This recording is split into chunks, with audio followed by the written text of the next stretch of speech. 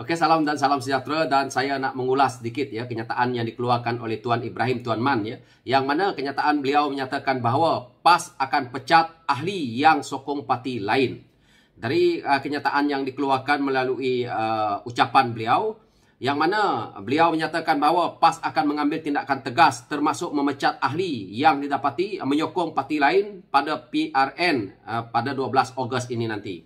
Di sini juga timbalan presidennya iaitu Tuan Ibrahim Tuan Man berkata bahawa parti itu juga tidak akan teragak-agak untuk menggantung keahlian individu yang didapati berbuat demikian.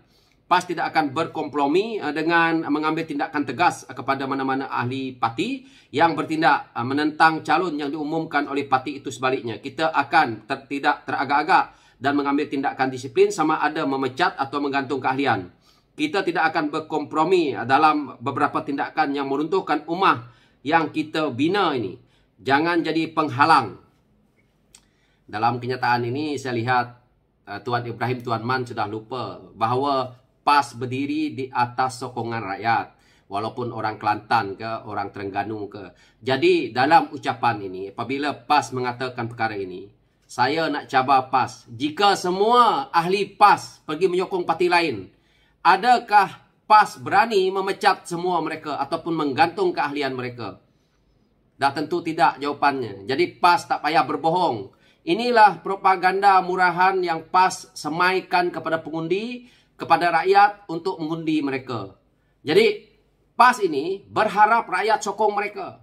Bukan PAS ini satu komponen parti yang kuat yang kalau rakyat tak menyokong mereka, maka mereka sentiasa berdiri. Tidak. Tuan Ibrahim sendiri menjadi orang politik, menjadi ahli parlimen. Beliau sendiri disokong oleh rakyat di bawah, oleh pengundi-pengundi, oleh ahli-ahli. Jadi hari ini kalau PAS berani pecat 50 orang pun sudah cukup. Sudah cukup untuk membuktikan bahawa mereka benar-benar satu parti yang hebat. Tetapi saya percaya tidak mudah untuk kita menggantung ataupun kita nak memecat seorang ahli itu. Jadi PAS hari ini kalau bercakap, lihat-lihat. Saya nak beritahu dekat Tuan Ibrahim Tuan Man ya. Ahli ini sangat penting kepada kita. Kalau tidak, bagaimana PAS yang bertahan selama ini memperkukuhkan parti mereka kalau tanpa akar umbi di bawah? Jadi kalau kamu nak pecat ahli yang selama ini kamu cari ahli. Jadi dia kata seolah-olah nak menghalang, meruntuhkan ummah yang kita bina, dia kata. Sebenarnya, ummah yang dibina oleh PAS hari ini adalah ummah yang mementingkan tembolok pemimpin mereka sendiri. Orang seperti Tuan Ibrahim Tuan Man ini. Jika mereka dah hilang kerja dalam politik ni, mereka nak makan apa? Ini hakikatnya. Mereka nak mempertahankan jawatan dia sampai ke mati. Jadi, apa yang mereka ucapkan ini seolah-olah mengugut pengundi, saya tidak suka. Dan saya nak tanya dekat Tuan Ibrahim Tuan Man, dari mana kamu tahu data pengundi ini? Daripada mana kamu tahu kalau orang itu tak undi PAS? Apa rujukan kamu? Adakah kamu bersekongkol dengan SPR? Adakah apabila orang pergi pangkah undi itu, maka orang itu kita tahu, kenal pasti bahawa ini orang ini?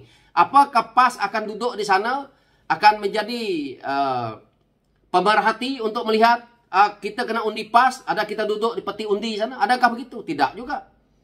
Jadi saya harap paca-paca daripada parti mana-mana sekalipun harus main peranan selepas ini. Jangan ada pemimpin PAS, jangan ada walaon-walaon yang duduk di kawasan tempat mengundi itu untuk mereka melobi undi, untuk mereka memberi lagi rasuah kepada pengundi.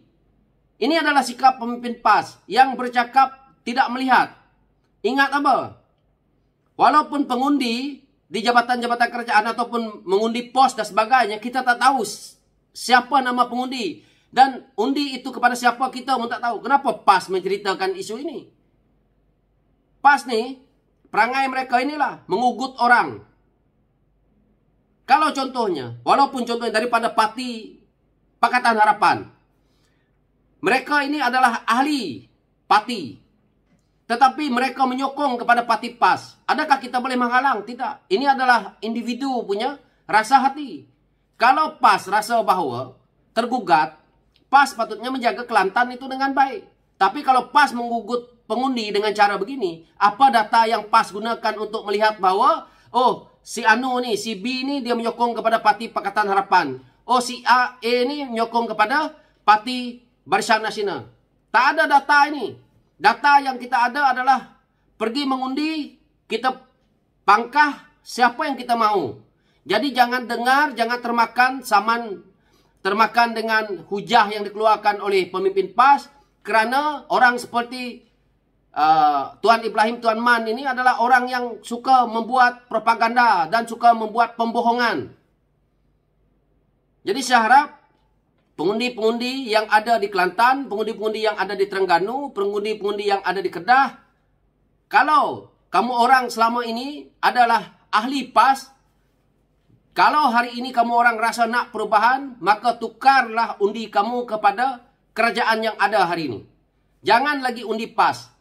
PAS tidak boleh membawa apa-apa kemajuan dalam negara ni. PAS hanya sebuah parti yang memainkan isu kaum dan agama demi kepentingan ahli-ahli politik mereka. PAS juga adalah satu-satunya parti yang tidak boleh memimpin negara kerana pemimpin-pemimpin PAS bercakap hanya soal agama, soal kaum, soal resis yang selama-lamanya mereka mainkan. Mereka tidak tahu cerita ekonomi. Mereka tidak tahu bagaimana nak membangunkan negara. Apalagi negeri. Negeri pimpinan PAS hancur. Ini masalahnya PAS ini. Jadi hari ini dia nak menceritakan tentang meruntuhkan ummah dan sebagainya. PAS inilah. PAS hanya sebuah parti yang diluluskan oleh ROS sama seperti DAP.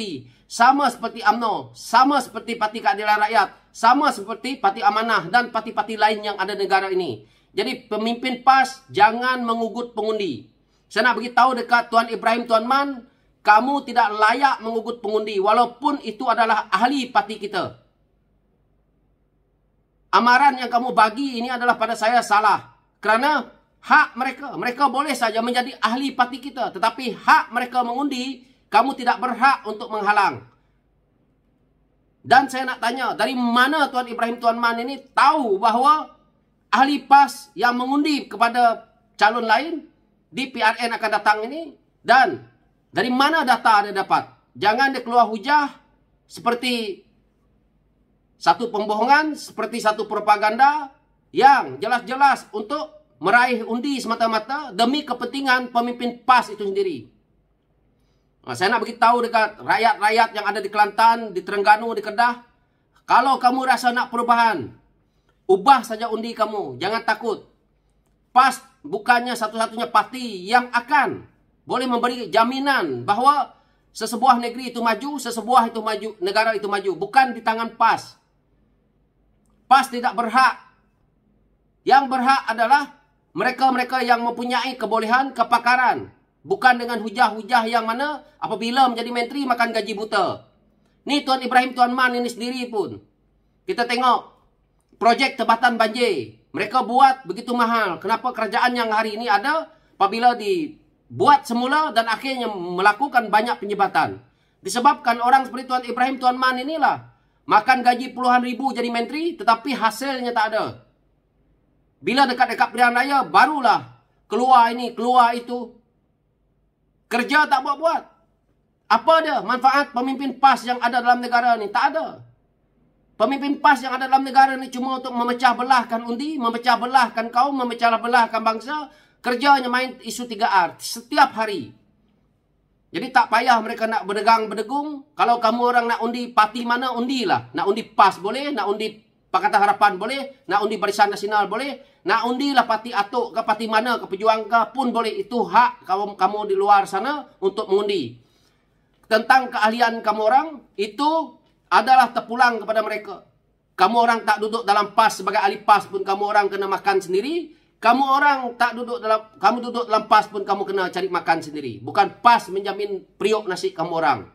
Tetapi membina negara ini harus kita bagi kepada pemimpin yang ada integriti, pemimpin yang ada kebolehan, pemimpin yang jujur kepada rakyat untuk melihat rakyat di bawah. Bukan pemimpin PAS yang hanya bercakap tetapi satu pembohongan. Satu kerja pun pemimpin PAS tak buat dalam kerajaan pusat waktu mereka memerintah. Malah Mereka menceritakan tentang isu Kelantan. Mereka sendiri menindas Kelantan. Bajet yang mereka bagi dekat Kelantan lebih kecil daripada bajet yang dibagi oleh Perdana Menteri yang ada hari ini.